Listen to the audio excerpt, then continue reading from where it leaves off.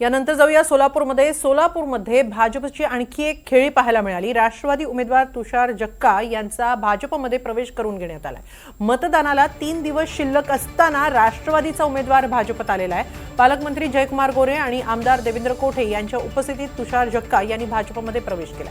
सोलापुरातल्या प्रभाग क्रमांक 9D मधून राष्ट्रवादीने जक्का यांना उमेदवारी दिली होती।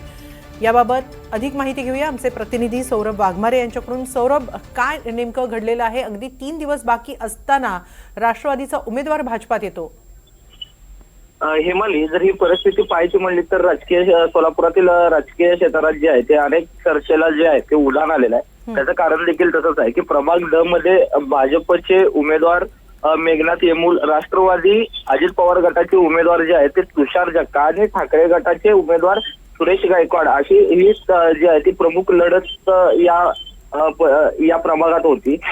परंतु राष्ट्रवादीचे उमेदवार तुषार जक्का यांनी पालकमंत्री जयकुमार गोरे असतील, आमदार देवेंद्र कोठे असतील यांच्या नेतृत्वात जो आहे तो मतदानाला अवघे काही दिवस असताना आज पक्षप्रवेश केलेला आहे भारतीय जनता पार्टीमध्ये। आणि या ठिकाणी राष्ट्रवादीचं जे आव्हान आहे ते कुठेतरी वाढते की काय अशी देखील शक्यता जी आहे ती राजकीय विश्लेषकांकडून वर्तवली जाते।